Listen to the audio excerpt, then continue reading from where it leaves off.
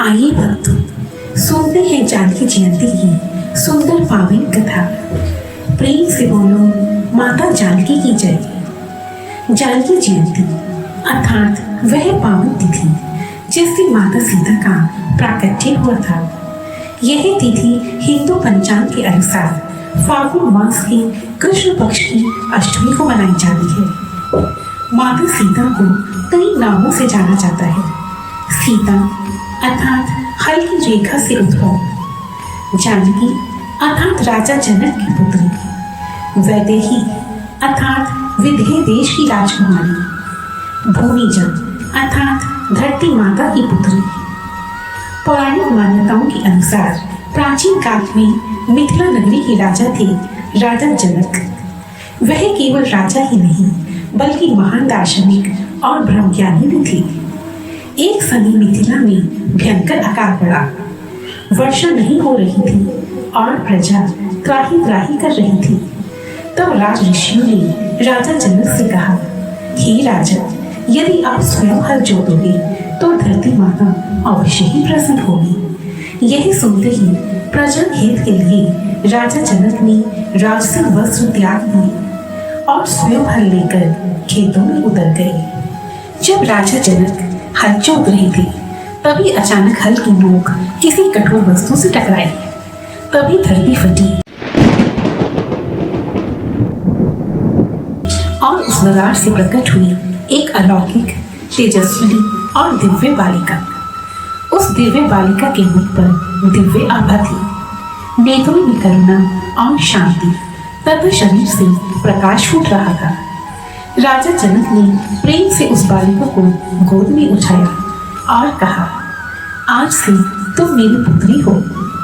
क्योंकि वह कन्या हल की रेखा से उत्पन्न हुई थी, इसलिए उसका नाम पड़ा सीता। माता सीता का बचपन राजमहल में बीता, लेकिन उनका जीवन सादगी से भरा हुआ था। राजा जनक ने उन्हें केवल राजकुमारी ही नहीं बल्कि संस्कारों की मूर्ति बनाया। कहा जाता है कि माता सीता बचपन में भगवान शिव के धनुष को भी आसानी से उठा लेती थी। यह देखकर राजा जनक समझ गए कि सीता कोई साधारण कन्या नहीं बल्कि एक दैवीय कन्या है। जिस शिव धनुष को बाणासुर आदि महापराक्रमी योद्धा भी हिला नहीं सकते थे, उसे शिव धनुष को छोटी सी कन्या सीता आसानी से उठा लेती थी। इसी कारण राजा जनक ने माता सीता का विवाह ऐसे व्यक्ति से करने का निश्चय किया जो कि शिव धनुष को तोड़ सके। जब सीता माता विवाह योग्य हुई तब राजा जनक ने स्वयंवर का आयोजन किया।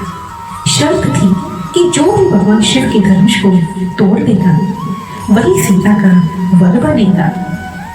उसी स्वयंवर में गुरु विश्वामित्र के साथ अयोध्या के राजकुमार श्री राम पधारे। जैसे ही श्री राम ने धनुष उठाया वह टूट गया।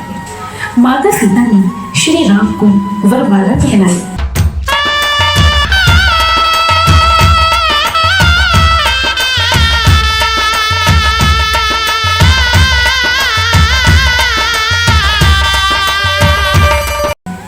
यह विवाह केवल तो आत्माओं का नहीं बल्कि धर्म और मर्यादा का मिलन था। माता सीता को देवी लक्ष्मी का अवतार माना जाता है। माता सीता की पवित्रता इतनी अधिक प्रबल थी कि लंका के राजा रावण द्वारा अपहरण किए जाने और कैद में रखे जाने पर भी रावण माता सीता को स्पर्श तक न कर सका, क्योंकि माता सीता की ऊर्जा इतनी शक्तिशाली थी कि उनकी अनुमति के बिना उनके पास आने की कोशिश करने वाले किसी भी व्यक्ति को जला सकती थी। जानकी जयंती का पावन दिन माता सीता को याद करने और उनके पवित्र जीवन से शिक्षा लेने का दिन है। ऐसी मान्यता है कि इस दिन स्त्रियों द्वारा माता सीता का पूजन करने और व्रत रखने से वैवाहिक जीवन में सुख समृद्धि आती है। माता सीता नारी शक्ति, पवित्रता, त्याग और धैर्य की मूर्ति है। उनकी पूजा से इन गुणों को आत्मसात करने की प्रेरणा मिलती है।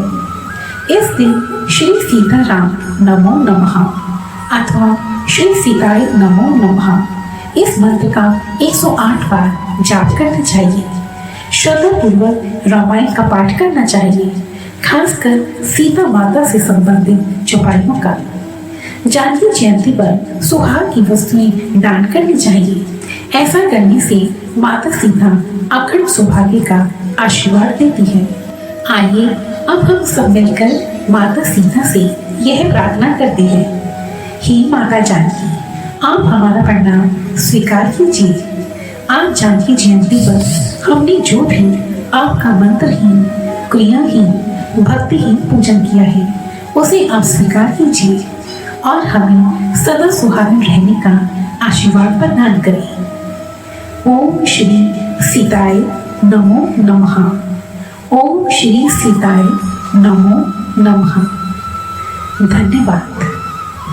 और यदि आपको यह वीडियो पसंद आई है तो प्लीज मुझे कमेंट सेक्शन में जरूर लिखें और मेरी ऐसे ही दूसरी वीडियोस को देखने के लिए रेड कलर के बटन को प्रेस कर मेरे इस चैनल को सब्सक्राइब करें और साथ ही बेल आइकन को भी जरूर दबाएं ताकि मेरी आने वाली सभी वीडियोस की नोटिफिकेशंस आपको टाइम पर मिलती रहे।